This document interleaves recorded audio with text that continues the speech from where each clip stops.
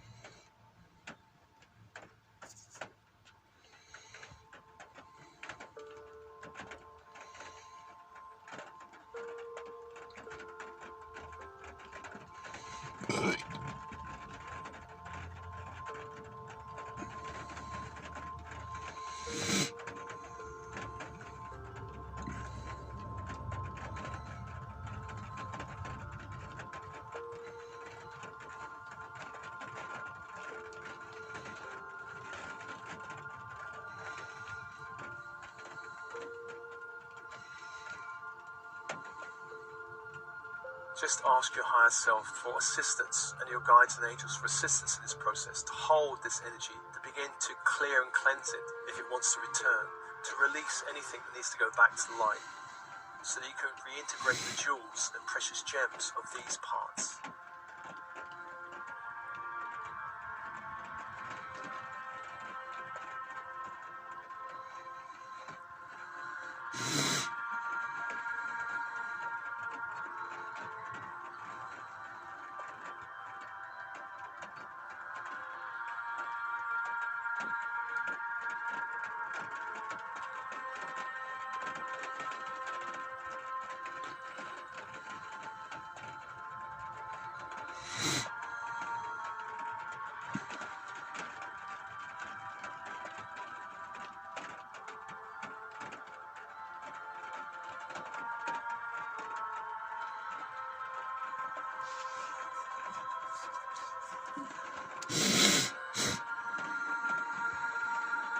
And this is an ongoing exploration. There are layers and layers to the shadow. Whatever we judge or overly admire tends to be a reflection of our dark and light shadows.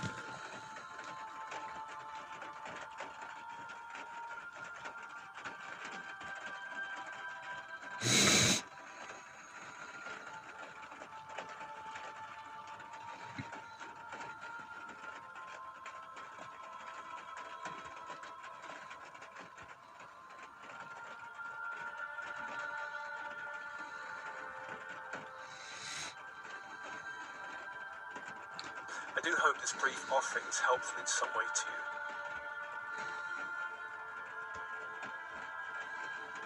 Much love.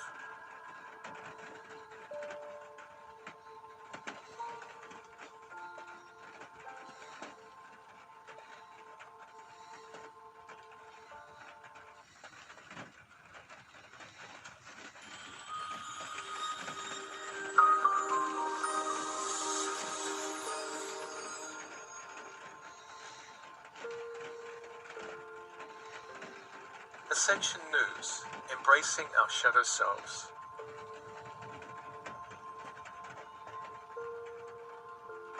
The concept of the shadow began with Carl Jung, who saw this work as important for anyone on the path of individuation. Individuation could be another word for waking up in this sleepy world.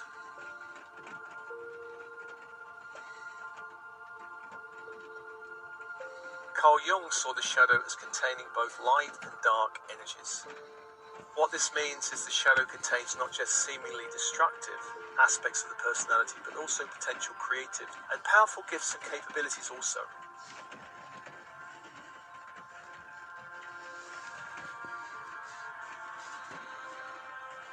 This Ascension News offering came about because of a comment on a recent transmission called Angelic and Star Races Support.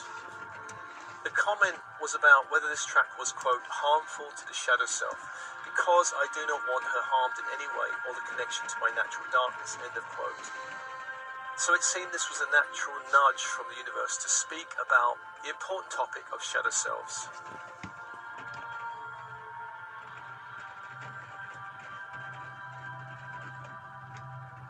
The Strange Case of Dr. Jekyll and Mr. Hyde is a story written by Robert Louis Stevenson. It's a classic that in some ways appears to be the archetypal shadow story.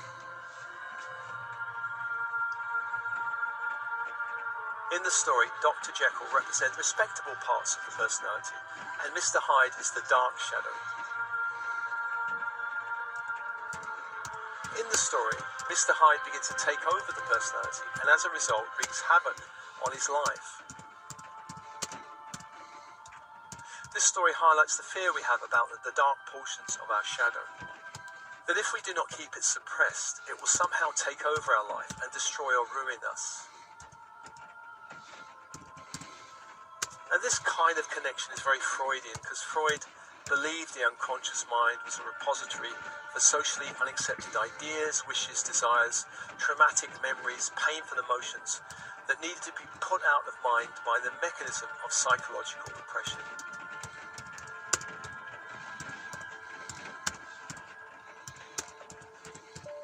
For me, there's a better story that highlights what the shadow is really about. And this story comes from that wonderful book, Embracing Ourselves, by Hal and Sidra Stone. I've summarized the story somewhat. Once upon a time, there was a tigress who was about to give birth. One day she was out hunting when she came upon a herd of goats. She gave chase, and even in her condition managed to kill one of them. But the stress of the chase forced her into labor, and she died as she gave birth to a male cub. The goats who ran away returned when they sensed the danger was over. They approached the dead tigress. They discovered the newborn cub and adopted him into their herd. The tiger cub grew up amongst the goats, believing he too was a goat. All went well until one day an older tiger approached the goat herd, attacked and killed one of the goats. The rest of the goats ran away as soon as they saw the old tiger, but our little tiger, who believed he was a goat, saw no reason to run away. Of course, he sensed no danger. Although the old tiger was a veteran of many hunts, he had never in his life been as shocked as he was when he was confronted by this young tiger. He did not know what to make of a tiger who smelt like a goat, bleated like a goat, and in every other way acted like a goat. The old tiger grabbed the young one by the scruff of the neck, dragged him to a nearby creek, and showed him his reflection in the water. But the younger tiger was unimpressed with his own reflection. It meant nothing to him, and he failed to see his similarity to the old tiger. Frustrated by this lack of comprehension, the older tiger dragged the younger one back to the place where he'd made his kill. He forced the young tiger to take a bite from the dead goat. When the young tiger had finished chewing, he stretched, and then for the first time in his young life, he let out a powerful roar, the roar of a jungle cat. Then the two tigers disappeared together into the forest.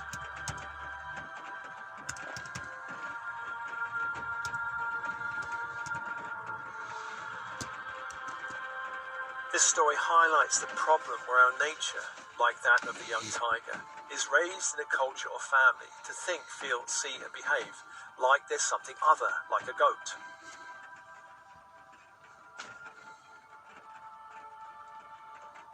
When our authentic self is hidden beneath layers of conditioning, we will never be fully ourselves until something or someone comes along to wake us up.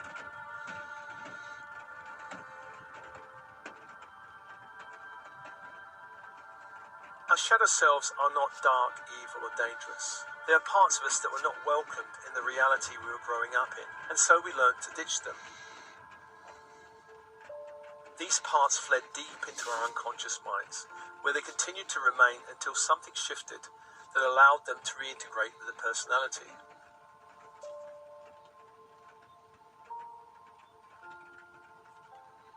The shadow is a container for all the aspects we have rejected while growing up. For instance, we may have been raised to be a good boy or girl and encouraged to be nice and pleasing. In such case, any hint of being too outspoken or loud or rebellious may well have been punished. At a certain point, this pleasing element became a primary self, and anything that ran counter to this way of being was rejected and lost over time. Another example would be if you were raised in a very pushy family or ambitious family, where you were encouraged to achieve, then being too laid back or chilled would have been labelled as lazy, and therefore achieving became a primary way of being. Perhaps you grew up in a critical family, and you learned to survive by being critical and judgmental back. Being too caring or loving would not really have been that safe or welcomed in the family, and would have been rejected and sent away as a shadow self. Shadow selves are disowned because they're rejected. They may be even considered dangerous. We can grow up afraid of our perceived darkness, wildness, or weirdness. We can also grow up afraid of our light, our gifts, our radiance. In my family, proper and normal were the values pushed, and anything weird was frowned upon. I disowned my inner weirdness for many years, and it caused great depression and unhappiness until I started liberating myself.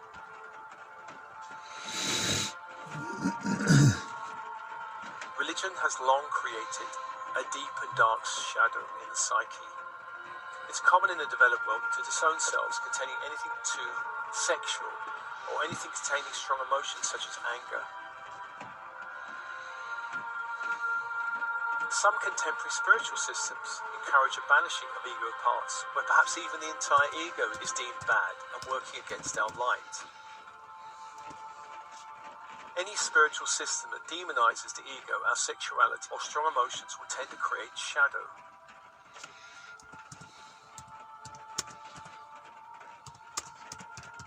Any personality trait or impulse that elicited punishment or criticism would lead us to repress them.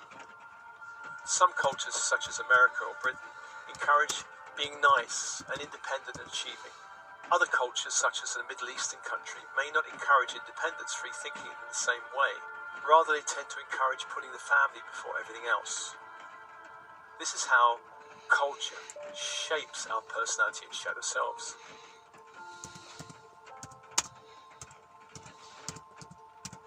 Education also creates primary and shadow selves. Any aspect that was encouraged and praised through school or university could tend to become a primary self. It could become who we think we actually are. In the Western world, primary selves tend to include pleasing, achieving, perfectionism, critiquing, being overly responsible, overly logical and rational.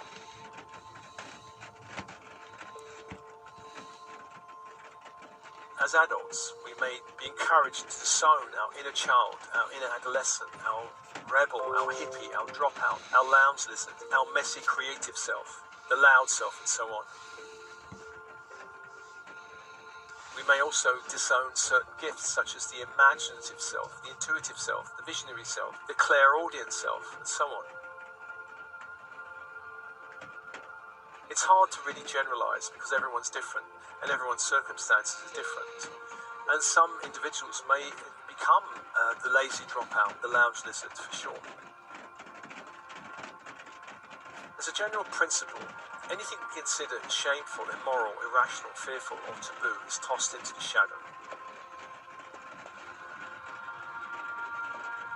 The shadow contains our gifts and talents because they're not wanted or valued in the family. And there's one example of a young woman who grew up in a family that valued academic achievement. They were very rational and heady. The daughter was not naturally academic. It was more heart-centered, emotional, and creative. This was not something the family encouraged or wanted. And when the young girl's art teacher came around saying that the daughter was exceptionally gifted in art, the parents rejected this and then strongly pushed their daughter to choose a more left-brain academic path. During this process, of course, she lost touch with her creative self. But later in life, when she began to wake up spiritually, she rejected the career path she was on. And her process was then to reclaim this creative self. And this is a path she's still on, since the force of rejection in her family was very strong.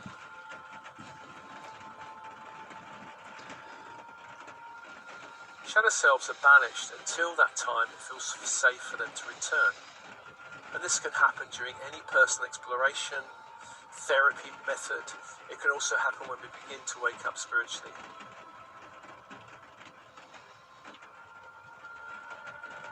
Shadow work is any process that welcomes shadow selves back into the fold of the personality.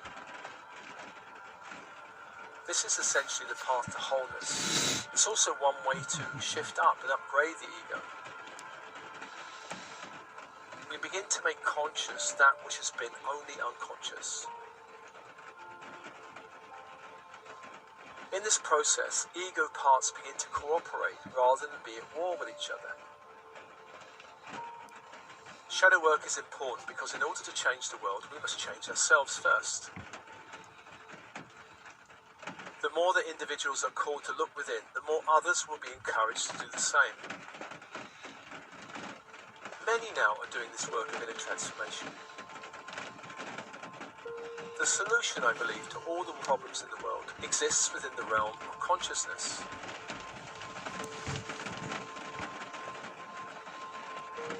Many conflicts will end as individuals embrace their own shadows instead of attacking the perceived enemy or darkness in the world.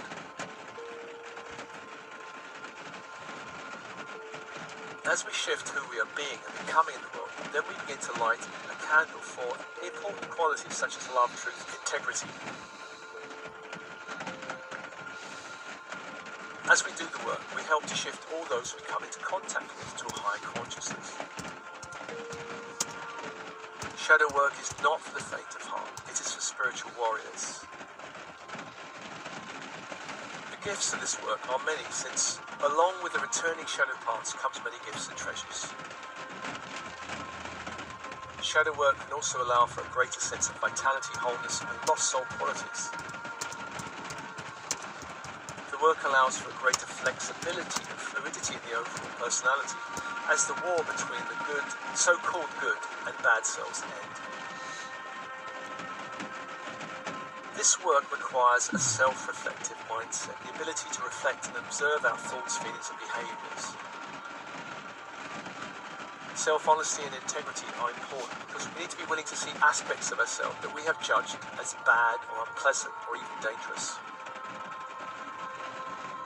Carl Jung once said, "Everything that irritates us about others can lead us to an understanding of ourselves." Signs of having shadow selves, hiding out in the unconscious, is judging others harshly. In magical circles, there's a saying that for every finger pointing in judgment at another, 3 fingers point back at the self. Similarly, being angry with another person or another group, whether that group is wealthy, poor, powerful, or a group of victims, or perhaps a certain sexual orientation or race, the world is our mirror, and where we are angry or judgmental or critical with anyone or anything external, this reflects an internal force that will not allow this energy to arise in any shape or form within ourselves.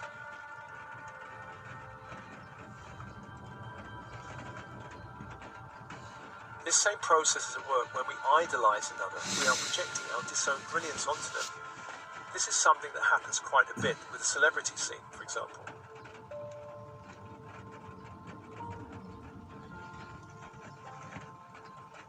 Projection is a huge clue to the types of energies being repressed within a person. Therefore, the easiest way to begin this work is to look into the mirror of your reality.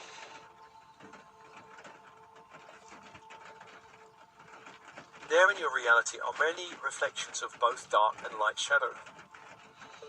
And let's do 2 simple exercises that begin to reveal the shadow selves. And this first exercise explores the dark shadow, whatever bothers you or makes you feel uncomfortable in another, which is likely to reflect a disowned part in yourself.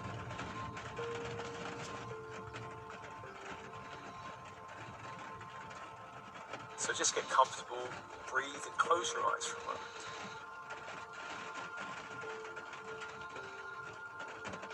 Bring to mind someone you judge or a group of people you judge. Perhaps being too aggressive or loud or dictatorial or messy or lazy.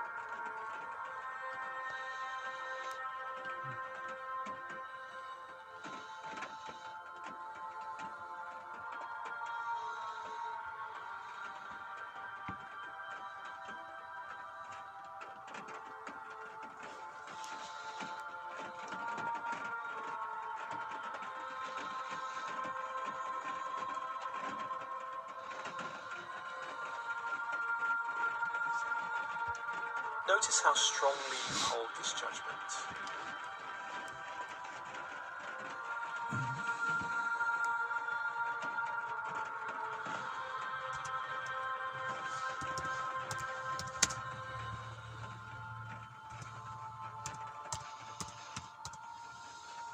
This judgment reflects a judgment on a part of yourself.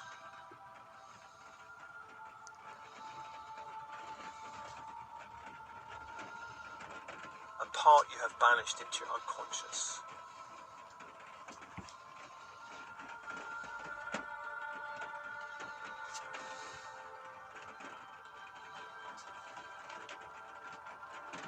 Just breathe with that for a moment.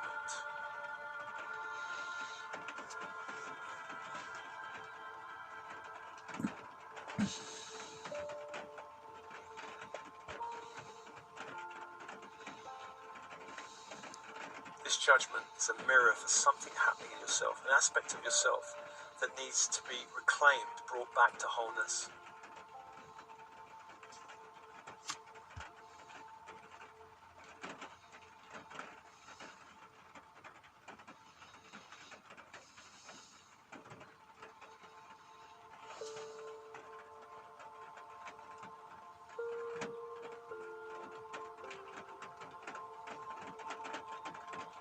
Imagine embracing that part.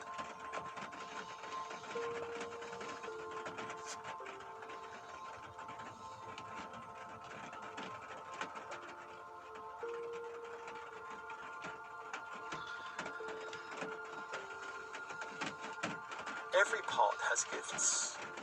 Even the most chaotic or messy have gifts, great gifts.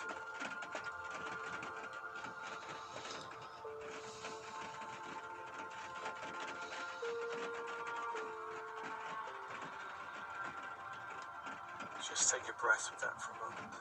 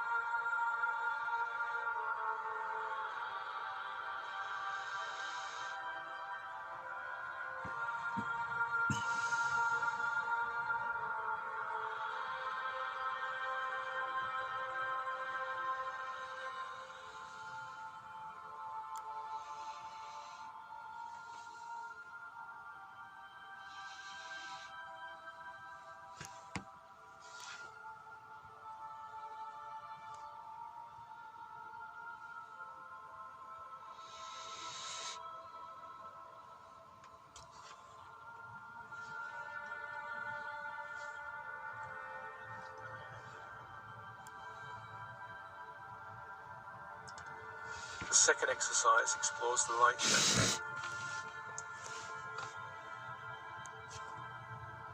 Bring to mind someone or perhaps a group you totally idolize.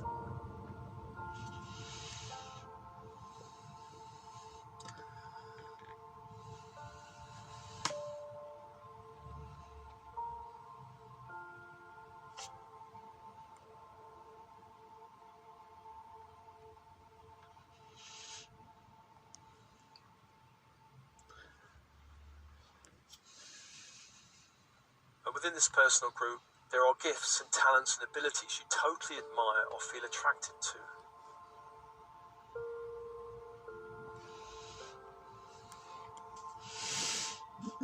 Looking beyond the form, what is the essence of these gifts?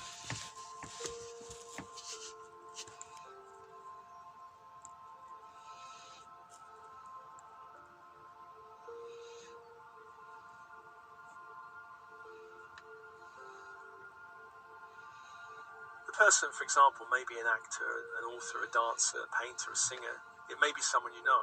The form is not important. The important thing is the qualities you see in them. Perhaps they radiate the sense of creative self-expression or freedom, or charismatic charm, or masculinity or femininity, or love or sexuality. These are qualities that are repressed in yourself, seeking acknowledgement, acceptance, and conscious reintegration. Just breathe with that for a moment.